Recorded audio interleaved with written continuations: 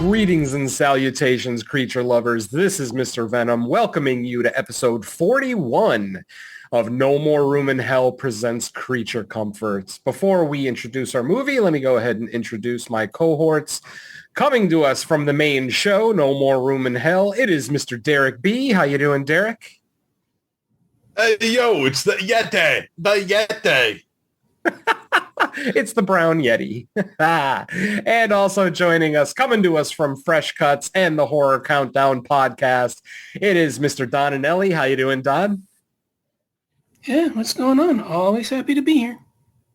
All right, friends. Well, this month we decided to jump into Bigfoot territory for the first time in the history of our show. It was about time we did a Bigfoot movie, so I'm going to let Don introduce the movie as this is his pick. And so, Don, what are we going to talk about this month? All right. Well, before I get officially started with this, I figure it's time to tell a little story for several reasons, which will be explained at the end. I love story time. Oh, yeah. Oh, yeah. Can't wait. Okay, so this goes back all the way to my junior year of high school. And basically it involves me and a friend of mine who, for not just secrecy's sake, but for the fact that my memory is shit and I can't remember much anything else, I'll just name you Steven. Now, Steven was a year ahead of me. He was a senior and I was a junior. And he was somebody that was very instrumental in helping me be the horror fan that I am. He was always somebody that was giving me recommendations. He was always somebody that was letting me, check out videos. He'd let me VHS tapes and told me to watch stuff and, all kind, he basically was kind of like, one of like the guiding figures into, being a horror fan. IMDb was another big help, but since that was still very, very early on, we're talking early 2000s here, I relied on Steven more than anything else. And so throughout high school, we were, good friends. When graduation came time, he's a year ahead of me, remember, he said that since he was going into the military, he decided that he was going to leave me his VHS collection. He figured it would be in better hands than with his parents because they weren't huge. They didn't appreciate what his interests were and didn't want to, have to deal with it. So rather than, maybe risk his parents selling it or whatever, he decided to give it to me. So, I said, sure, why not? I didn't think much of it. I figured, he'd probably give me maybe 50, 60, maybe like at most, 100 VHS tapes, something like that where based on just like all the stuff that he, he'd lent me over the years and all the stuff that he talked about, I kind of figured that, he'd give me something reasonable and manageable.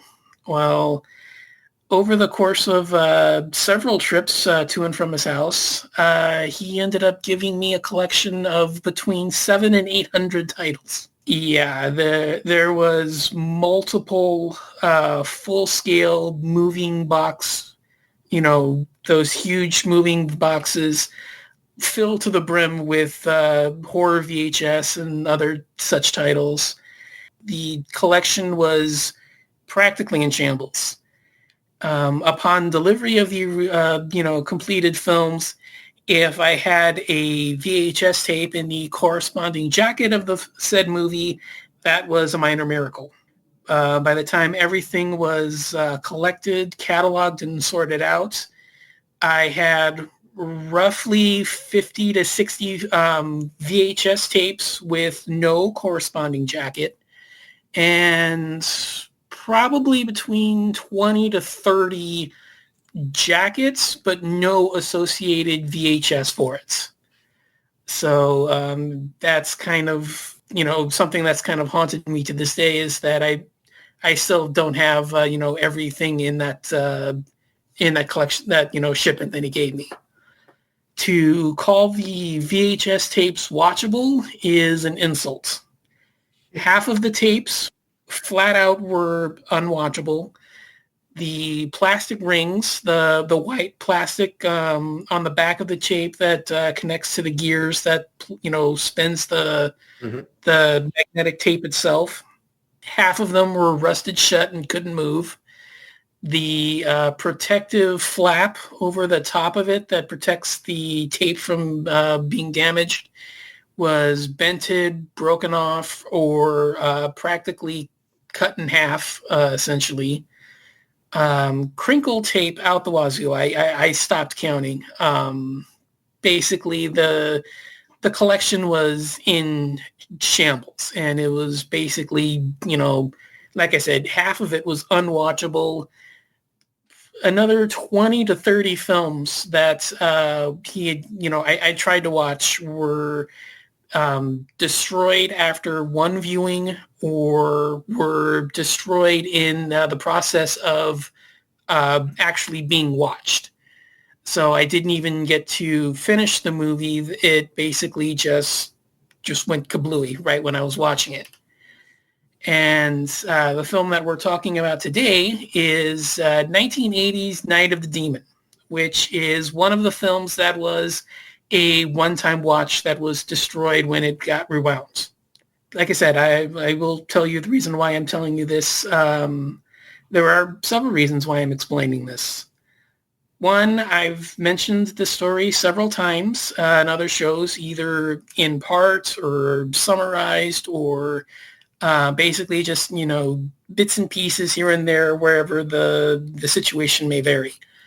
And I kind of figured it was time that I finally tell this in full, especially here on Creature Comforts, where, if I ever need to explain the story again, there's a, podcast that has everything, and it's here on Creature Comforts. So maybe drive a little bit of traffic to this in the future if anybody ever wants to know the full story that I never tell.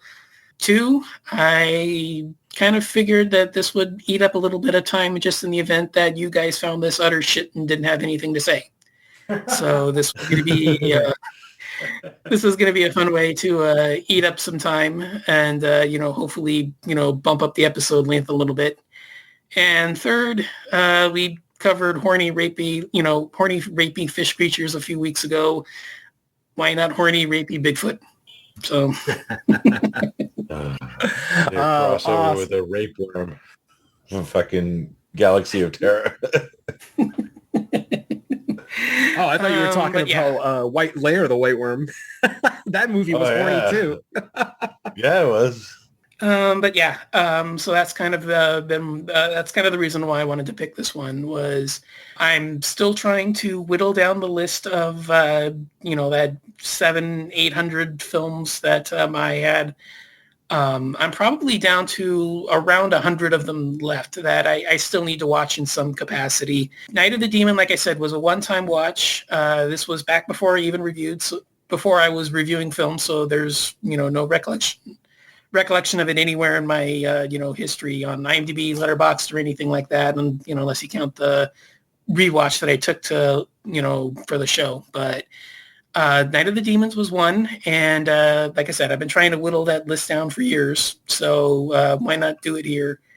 Horny alien, horny, rapey fish creatures, horny, rapey Bigfoot seemed like a natural fit.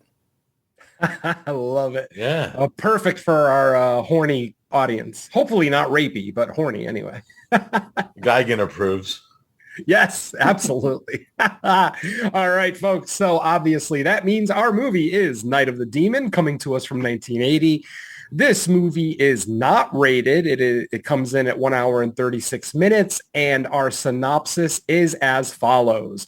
An anthropologist and his students attempt to track down a Bigfoot responsible for a rash of violent murders, only to uncover something even more sinister. So Don has already given us a little bit of a story on why he picked this one. So I'm going to go ahead and go to our friend Derek and have him give us our first thoughts on the film. So Derek, why don't you come on in here and let us know a little bit about your history with this movie and what you think of it overall.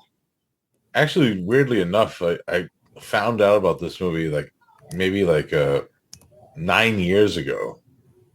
Because on a show I used to do on YouTube, Body Bags, Mood 616 did a review of it on Bigfoot Week. Because we used to do theme weeks.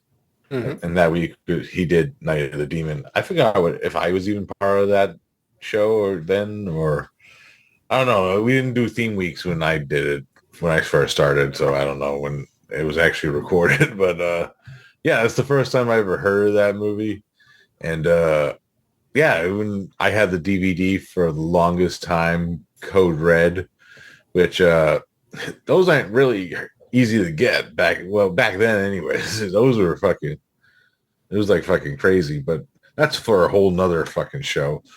But I have seen this movie before, and the Code Red DVD, it was okay, it was watchable, but then I watched it yesterday for the show to rewatch, and I rewatched the new Severin Blu-ray of this movie, which, by the way, that's one of the fucking best releases Severin's ever done, because it's got just not one disc, it has 2 discs, and there's a whole documentary on Sasquatch films on the second disc, which I've been watching before we started recording. That's what I'm probably going to go back to watching after we're done. So yeah, that's always a plus. I like when releases do shit like that. But anyways, yeah. So this is pretty much a second time watch, and I dig the movie for what it kind of portrays, but it's kind of in that sensitive style where it's kind of done in vignettes with scenery where it kind of blackens out and then comes back to another scene, kind of very episodic in that nature. Which it kind of tells it with the melodramaticness of the main storyline of the kids and the students and this professor who, when we first meet him, he looks like the fucking Shadow from the movie The Shadow. The Alec Baldwin movie. But anyways. I called him Professor Darkman in my notes. Yeah, that's too, yeah. But yeah, it's kind of melodramatic in that sense, but kind of weird. I didn't even recognize this on I wasn't paying attention to film credits when I first watched this movie. Maybe because it was kind of blurry with some of the Code Red darkness of the DVD. And I noticed the composer of this movie is Dennis McCaffrey, who composed majority of the Star Trek TV shows. He did the Next Generation, and he even scored Star Trek Generations, the movie where Picard meets Kirk and they fight Malcolm McDowell. Yes. But yeah, I kind of found that kind of interesting in that aspect too, where it's wow, he did this movie? That's weird. Especially when you hear the actual score, it's even fucking weirder. Yeah, Night of the Demon, some good gore effect, some of that fucking penis scene. We gotta talk about that in full detail. That scene's fucking.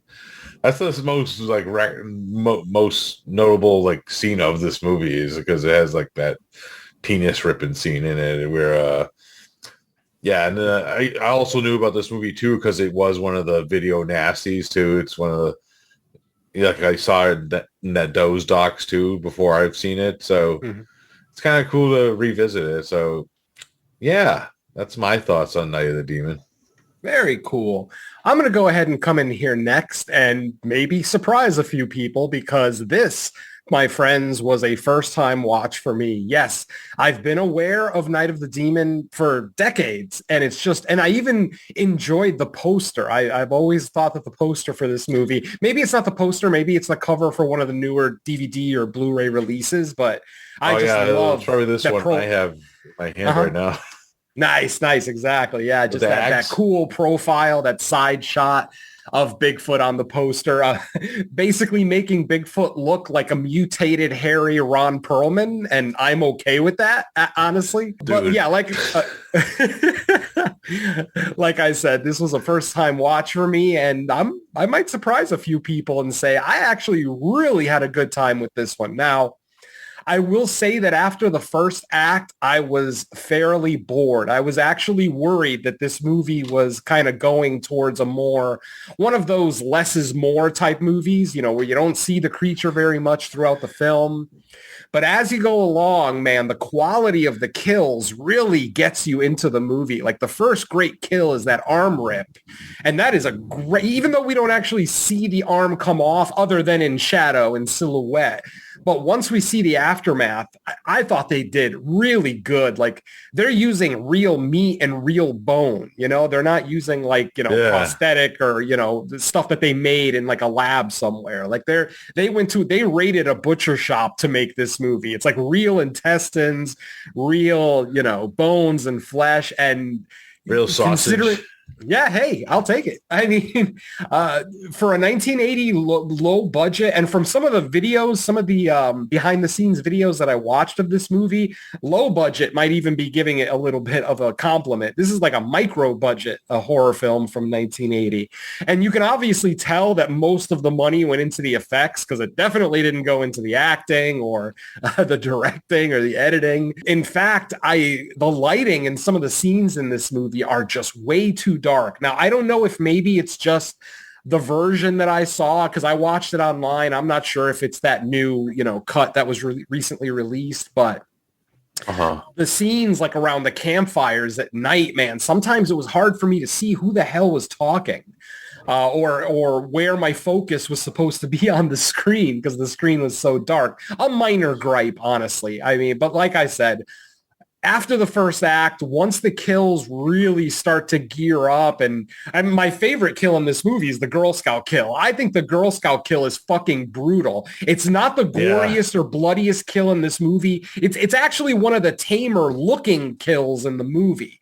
But just the fact that these two girls each have a knife in their hands to try to defend themselves from Bigfoot, and then he grabs them by their knife hands and makes them stab each other for what felt like a good 5 minutes. It's not literally 5 minutes. It's shot in slow motion, and it's such a brutal scene that it really struck me as fucking an awesome music scene. that's playing fucking makes it even creepier somehow. Yeah. A lot of elements of this score with that kind of shrill sound effect playing throughout.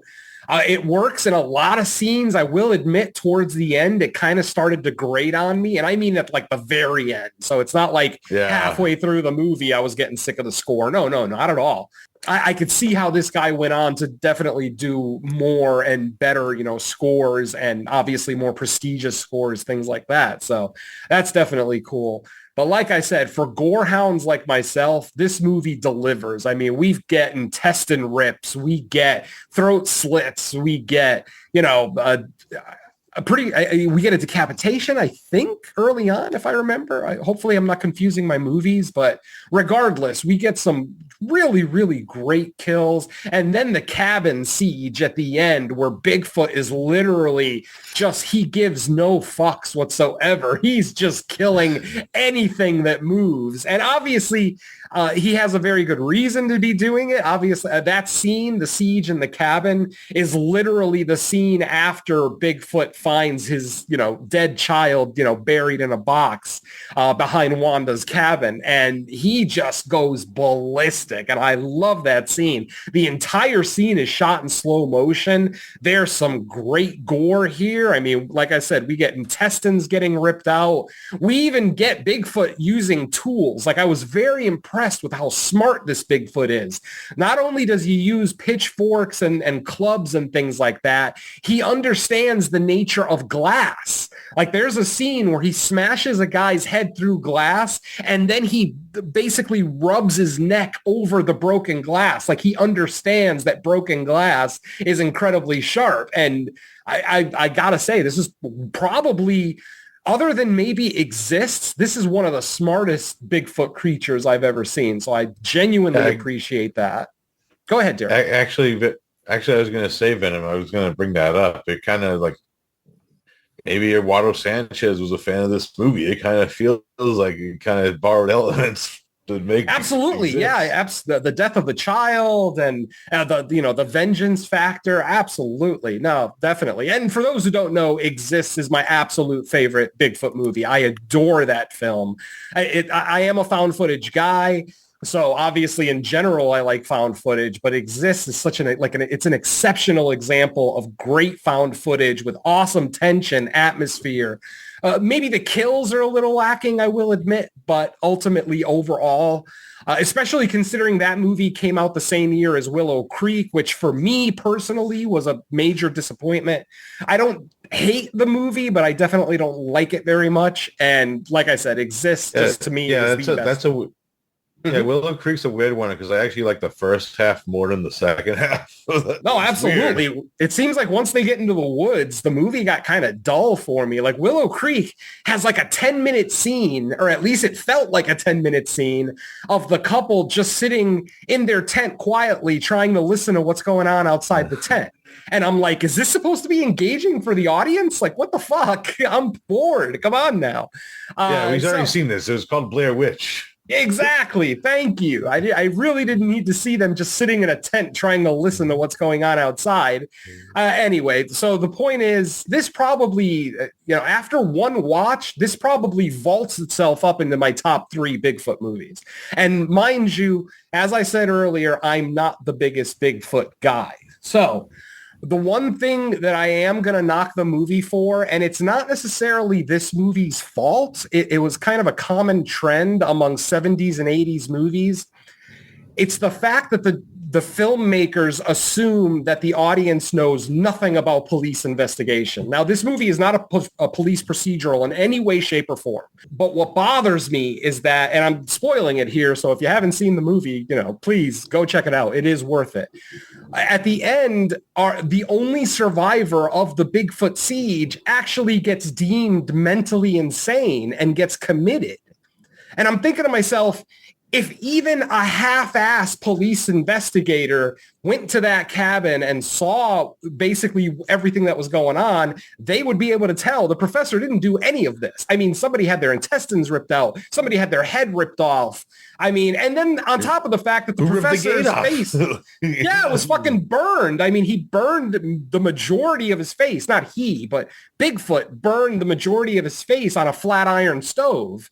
And then somehow they're going to say that he killed all these people, even though there are no bodies, because obviously they're talking about how Wanda's cabin is so deep in the woods that, they had trouble finding it and blah, blah, blah. So obviously the police are not able to go out there. So there's no bodies. So I don't even know what this guy's being accused of, in all honesty. But again, it's one of those real world logic things that I notice that kind of bugs me. I hate when directors and writers, filmmakers in general, don't give us any credit as the audience to be somewhat intelligent. You know what I mean? And like I said, it's a minor nitpick because ultimately this is a fun movie.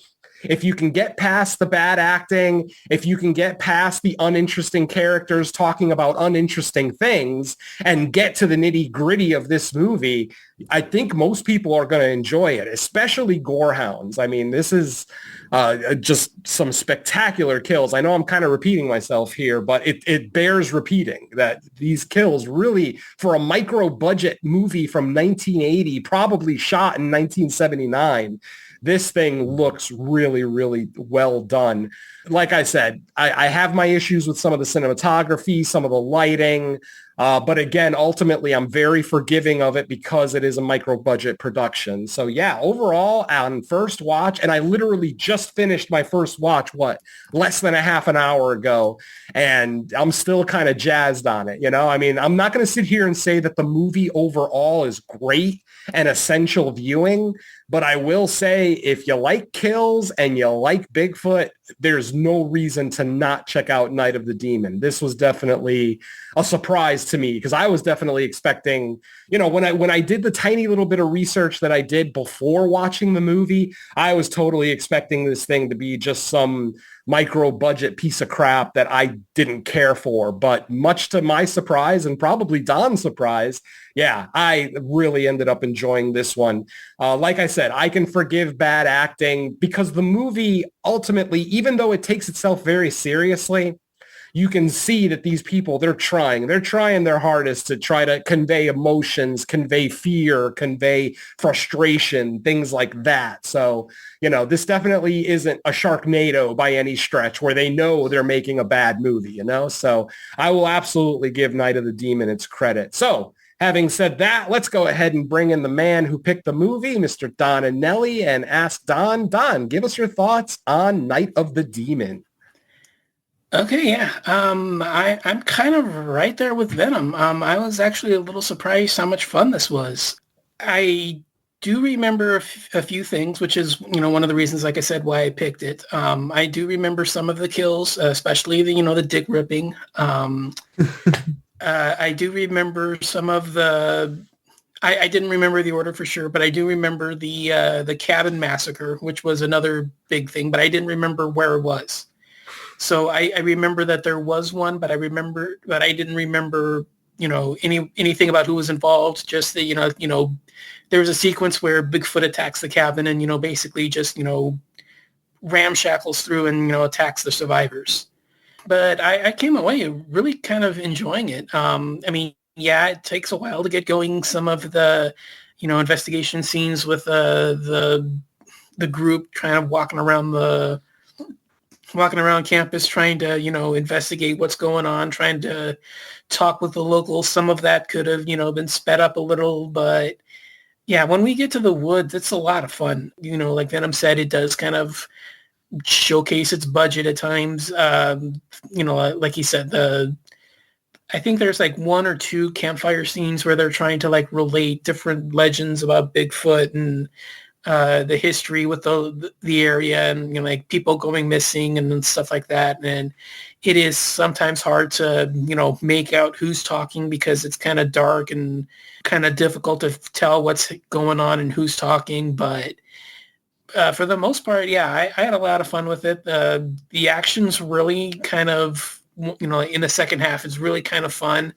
Definitely picks up in the last act when all of the the kills are going down, when he's attacking random strangers in the woods, when he's attacking random people that are just going around trying to figure out what's trying to look into all the various bodies that are reported missing and all that kind of stuff. Yeah, I had a lot more fun with it than I expected. I wish we could have gotten a little bit more about the connection between the crazy woman and Bigfoot. Like, there's a few hints that it's her biological son. I don't want to go too deeply into spoilers, but some of that could have been explored a little bit deeper. We could have gotten a little bit more backstory and how everything went down, how everything like derailed as it did. But overall, I'm not that mad at it. I've definitely seen far worse than this. We've probably covered far worse than this on the show. Killing Tree. Yeah, exactly. But yeah, it was better than I expected it to be. Again, I wouldn't expect a masterpiece. I wouldn't be expecting top 10 Bigfoot films ever. I may be tempted to go honorable mention, but I'd really have to think about it. Like, that's kind of where I am with this. I do agree. I do think Exists is either one or two. I still may have Abominable above that one, but Either I way, do love me some Abominable. yeah, Abominable is a lot of fun. I really like that one. Another one I haven't seen. Oh boy. Uh-oh. Yeah. That one's a little bit more classier than this one, so it's... I'm just going to watch it for Jeffrey Combs' performance, his character. Oh, definitely. Yeah, it's better than you think. Like I said, maybe a bottom of a top 10, maybe an honorable mention, Bigfoot film of all time. Don't go in expecting, high-end, high-quality work, and you may surprise yourself and have fun with it. Again, maybe it could, use a little bit of trims here and there to speed it up a little. Maybe it could use a little bit more work with the story, explaining things a little better, but I had fun with it. You know what this movie needed? What? It needed a scene where Wanda takes Bigfoot on Maury to do the... You are the father. You are the father. Oh, shit. That's funny. One element of this movie that I enjoyed that I usually don't, and this is an element that other movies, maybe it's just the fact that other movies haven't done it as well, is the flashback within a flashback. For those who haven't seen this movie, this entire movie is a flashback. Basically, the movie starts with our final survivor already in the hospital, already bandaged up, and he's basically telling his story to like a psychiatrist and a police officer and one other person that's in the room, basically trying to convey the events of what happened while the group was in the woods. Now, while he's talking about the main flashback, it goes into other flashbacks. Yeah, it goes into secondary flashbacks. So basically flashbacks within flashbacks. Now, like I said, usually that's an element that bothers me because it's like, just fucking film the movie in present time and do flashback scenes here and there. There's no need to do the entirety of the movie as a flashback, especially when the end, the final scene of the present time isn't ultra satisfying. Like I said, it bothered me that they deemed this guy insane without doing any kind of investigation. And listen, folks, I understand how it sounds in 1980 for a professor to say that a giant monster killed everyone in his group. Yeah, it sounds insane, but guess what? You still got to fucking investigate. You can't just be judge, jury, and executioner and, deem the guy insane. So, like I said, 70s and 80s movies, especially horror movies and creature features, thrillers, they have a habit of not giving the audience enough credit for knowing anything about the real world. So again, like I said, minor nitpick, even though this is the second time I'm harping on it, but it is still a minor nitpick. It didn't really take away that much from the movie. But the reason that I like the flashbacks in a flashback, the flashbacks within a flashback, is because that's where some of the best kills were. Like, the dick rip, the Girl Scouts, the arm rip, the fisherman who has his arm ripped off. Like, those were all flashbacks within flashbacks. And it's like, after a while, like by the halfway point of the movie, whenever the professor goes into a secondary flashback, a good kill is coming. So it's like, it kind of perks you up and you're paying attention. Yeah. Like I was putting some stuff up on my online store while I was watching this movie. And whenever the professor would go into a secondary flashback, I would just stop what I was doing and pay attention to the movie because I knew like fucking Rod Sterling. Exactly. You knew a great kill was coming, a nice gory kill. So it was always worth it. So yeah, just the flashbacks within a flashback because of what they provide. Horny. The second flashback is a fucking redhead girl getting her fucking nipples licked. Oh, right. Flo from Mel's Diner. The young Flo, I should say. It's obviously not the real actress who played Flo on Mel's Diner, but the instant I saw her, and folks, yes, I know I'm aging myself by mentioning Mel's Diner, a TV show from the late 70s, early 80s, but I was a religious viewer of Mel's Diner, of Alice. I'm sorry. Alice was the name of the show. Mel's Diner was where they worked, and Flo was one of the waitresses there, and she looked exactly like the redhead, in the first or second act of this movie. So yeah. I just found it kind of funny. I'm like, wow, Flo was hot when she was young. But like I said, it's obviously not her.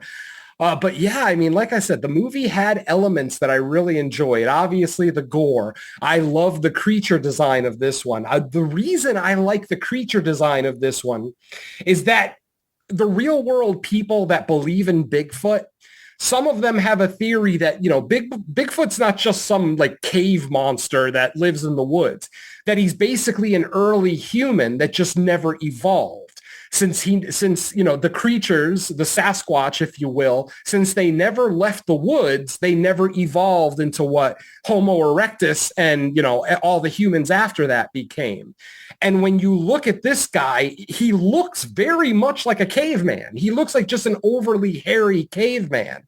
And I love that because it's got real world connotations to it. And I thought that was really cool. The fact that like his chest and belly aren't very hairy, but his arms and legs very much are. His crotch is hairy, so you can't see his, Bigfoot junk sticking out or anything. Mm. But the fact that his chest and belly weren't hairy, giving him that just much more humanoid look, almost like a Neanderthal, like a very early Neanderthal. And I thought that was great for a movie that's so old that with such a small budget, it's like they took the care to try to make this thing as believable and realistic might be a stretch, but as realistic as they possibly could. So yeah, I thoroughly enjoyed this one. Obviously I'm not sure how much I'll be returning to this movie, but anytime anyone mentions Bigfoot movies or I decide I'm just in the mood to watch Bigfoot movies, this will definitely be one that's up there. Now, about my point earlier about this vaulting up to like top 3 for me, remember, folks, that I haven't seen even a fraction of the Bigfoot movies that Derek and Don have seen. So for Don to say that this barely hits his top 10 means that I got a lot of homework to do. There's a lot of Bigfoot movies out there that apparently I haven't seen. Obviously, we already mentioned Abominable. I've never seen Abominable, so who knows? That could be a future episode later on. But yeah, I definitely got a lot of Bigfoot movie homework to do. Derek, why don't you come in here and talk to me about Bigfoot's design? Like, what did you like about it? Was there anything you didn't like about it? No, I actually dug it. Like the first time I seen it, like I was kind of like taken back because I was expecting more like ape-ish, like more like a big ape, like he's usually portrayed in like movies. So seeing him this, it was kind of like I was kind of taken aback the first time. I dug it the second time around though, like you said, it kind of looked more humanoid, and shit like that. I kind of agree. It's kind of like a better version. This movie's kind of like a better version of the movie Prey. In that sense where, you have like this kind of like feral man that lives in the woods that has like kind of like handy, like creature-like features, but he's turned more humanoid. I kind of dig that about it a lot. It's kind of creepy too, especially when we do see like the actual rape scene in this movie, which kind of I forgot it happened. So it was like, whoa, that was kind of. Mm-hmm. No, absolutely, and I haven't really mentioned the rape scene because I gotta say it's a well done rape scene because I felt uncomfortable. And the part of it that made me the most uncomfortable is that Wanda's father is standing on the porch, literally watching it. He's watching his daughter get sexually assaulted, raped. Like Gary Oldman and Dracula.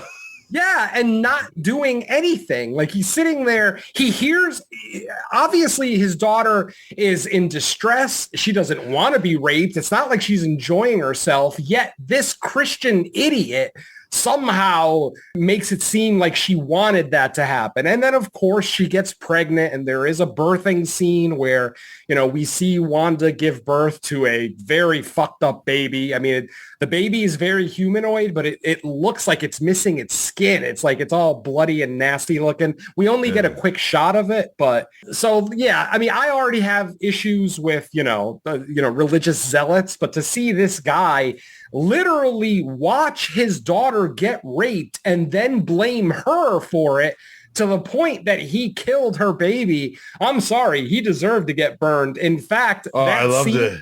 Dude, the scene where she burns the dad to death, I'm laughing. I'm literally laughing because during the scene where he was beating her with the belt, he kept talking about how she's going to burn in hell forever. And then there he is burning in the fucking, the shed. By the way, The fucking scene where the hand comes out of the shed and it's like fucking bone and flesh. That was Yeah. fucking chef's kiss. Oh man, that was like right out of RoboCop, just flesh melting off of the bone. It was spectacular. Obviously in RoboCop it was toxic waste, but the effect was kind of still the same. I thought it was awesome. Yeah. I'm going to ask both of my co-hosts, Don and Derek, to provide a little bit of community service. I'm going to ask you both, what are 3 or 4 lesser known Bigfoot movies that somebody like me who definitely is lacking in Bigfoot movie, knowledge and just views, give me like 3 or 4 titles that you would consider, hidden gems or, something that the masses maybe haven't seen. So we'll go with Don first. Like I said, like 3 or 4 of like the best underground Bigfoot movies that you can think of off the top of your head. Okay, so Forsaking Abominable, since we've already brought that up. Mm-hmm. If you like the cheesier stuff, Sci-Fi did a version of Bigfoot they did a film called Bigfoot. I think it was right around like 2010, 2011 or somewhere in there. Mm-hmm. I think it had like a bunch, the main selling point is that there's a bunch of stars from the 70s. So I think it has like one of the kids from the Partridge Family and one of the kids from the Brady Bunch involved. I don't remember because I don't know who. Like that kind of stuff is beyond me. Mm-hmm. I would probably add Cherokee Creek to that mix. I had a lot of fun with that one.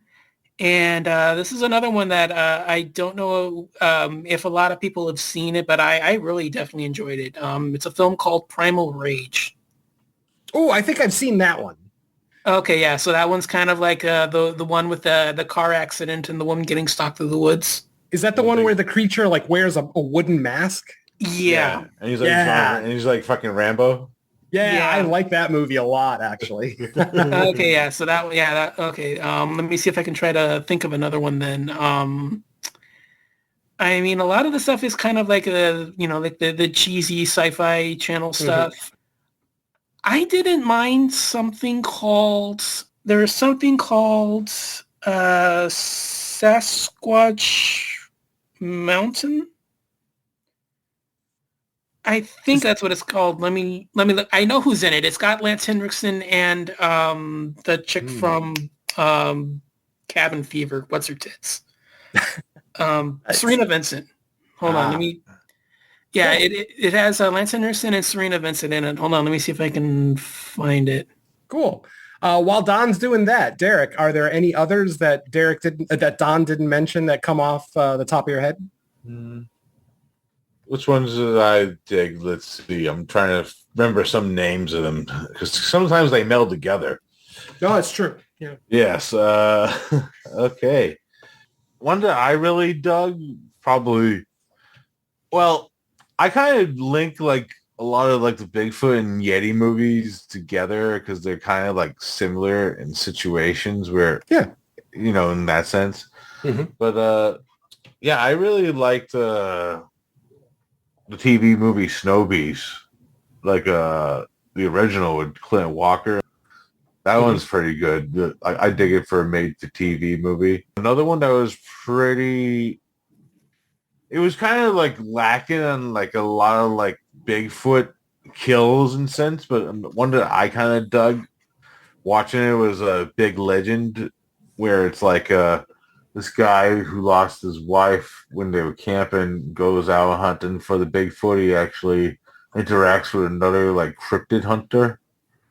It was pretty good on like the storytelling aspect. If you follow 2 characters, it's kind of a slow burn though.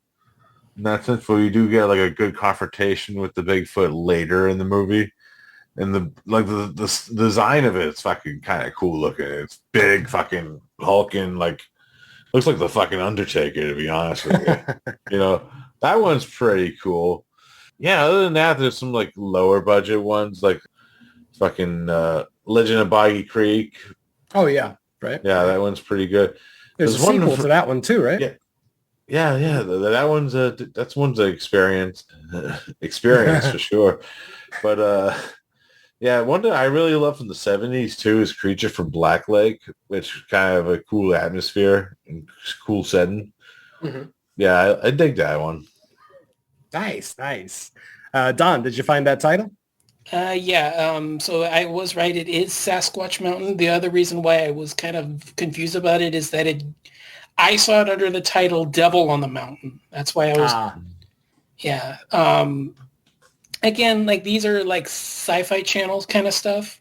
I mean, if you want to like, add like Yeti and Sasquatch stuff, the one that I really like, and maybe hopefully one day we can, also cover this one is, oh, damn, what's it called? The Nashi one. Werewolf from the Yeti. Werewolf and the Yeti. Yeah, that's the one.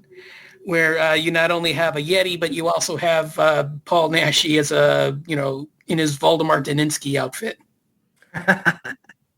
nice. That one sounds interesting. Anything, I mean, Paul Naschy is another filmmaker that I'm kind of lacking on. I've seen like maybe 3 or 4 titles.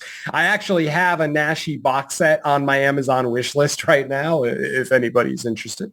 No. Wink, wink. Wink, wink. So yeah, Paul Naschy's definitely one. I actually have heard of that title. I think I watched a top 10 underappreciated creature features, and I think that one was on the list. There was definitely a Paul Naschy movie on there, and I remember it having multiple, like, different creatures in it. So, I mean, that sounds like that's the one. So. It could be that one. It could be Assignment Terror, because that one's another one where it's multiple creatures. Nice. It could be one of those two, because I'm trying to think back on his catalog. The other ones are really more, if we're looking at like multiple monsters, those would be the only 2 that I could think of, because everything else is either the Daninsky series or it's just the one monster in the film. Gotcha. So it would be one of those 2. I haven't seen Assignment Terror, so I don't know if that one would be it. More than likely, because it has its placement in the box set, maybe Werewolf and the Yeti would be a little bit more popular and accessible. So maybe that was why they included it. Werewolf and the Yeti has like a Mondo Macabro Blu-ray. Ooh, nice. Yeah, it's pretty good. Oh, I know it's in the screen. Oh, no, I was thinking, no, I lied. It's in one of the box sets. You're right. Oh, the Mondo one that you're probably thinking of, I think that's Beast and the Magic Sword. Yeah, which is kind of crazy too. Yeah, that's one of the other Daninsky films. I think that one's from the 80s. Yeah. Fun. Yeah. Well, we'll definitely get some Paul Naschy on this. Yeah, show there's a bunch of eventually. other Bigfoot movies that are just not coming to mind. Oh no, absolutely. That, like I said, I just wanted like 3 or 4 titles just to kind of give our audience who's lacking in Bigfoot knowledge the way I am, or at least movie knowledge. All right, just make sure something to your look first Bigfoot movie is actually not the movie called Bigfoot. Well, no, I think I'm going to try to look for Abominable, actually. It seems like, because I've heard good things about that one before, and both of you kind of, mentioned it first. So, yeah, I think Yeah, I'm it's gonna got look into Jeffrey that one. Combs and Lance Henriksen in the Oh, same hey, movie. I mean, and I love both of them, so that's got to be something awesome. All right, folks. Well, I think that's going to do it for us. Hopefully you guys appreciate that community service that we did for you. And, you got some homework now to do and boost up your Bigfoot movie knowledge. But before we get out of here, I will turn it back over to my co-hosts to see if they have any closing thoughts. So let's go ahead and start with the man who picked the movie, Don Anelli. Don, any closing thoughts before we get out of here? I mean, like we've been saying, know what you're getting into with this one. Know the budget's not quite there. Know that it has some limitations. Maybe you find the pacing a little sluggish. Maybe you find some of the storytelling a little wonky.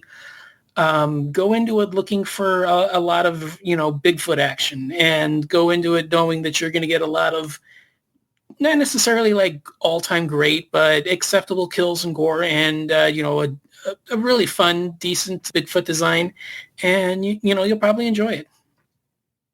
Excellent. Derek, anything to add? Yes, I do.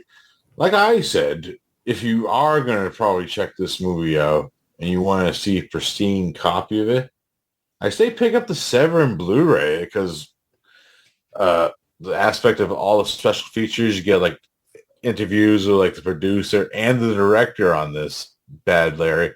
Plus then you get a whole like second disc of like video nasty docs on it, and it's got like Dan the Sadist videos and part 2 on this.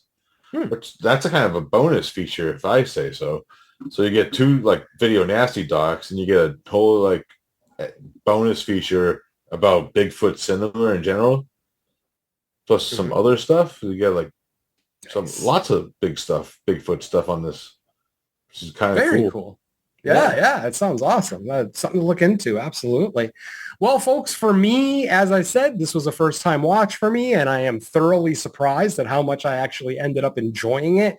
Yes, there's some bad acting. Yes, there's some bad dialogue. There's some bad lighting in some scenes. There's some pacing issues. The ending might bother some people if you're like me, but overall, like I said, the kills are great. The creature design is great.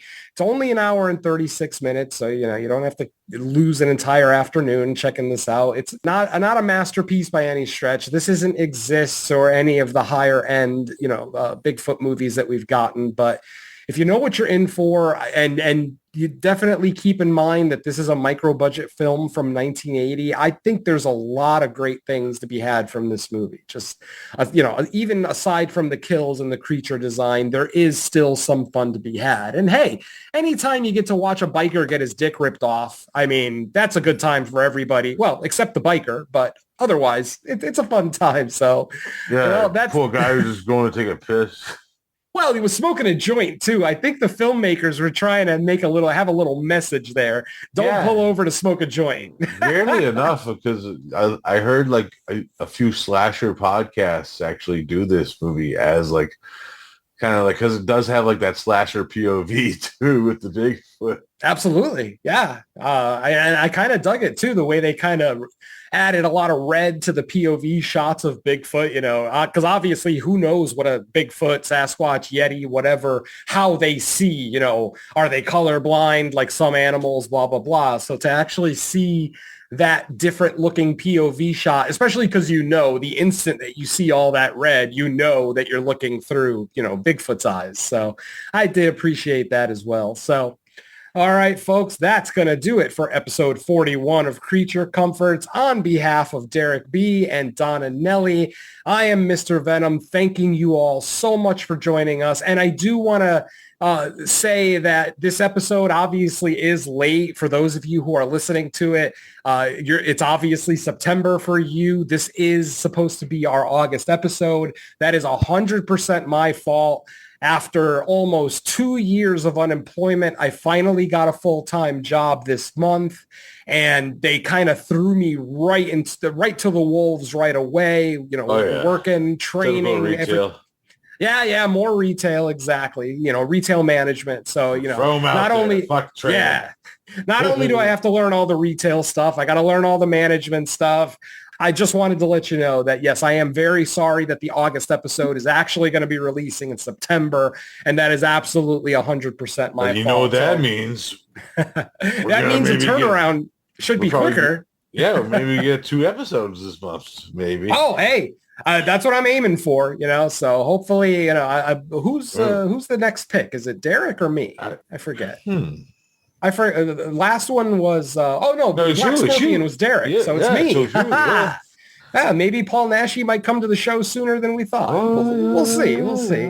All right, folks. So once again, like I said, this is Mr. Venom thanking you all so much for joining us. We'll see you in September, and let's go ahead and say bye to the folks. Goodbye. Later. Take care, folks. We'll see you next month. Cheers.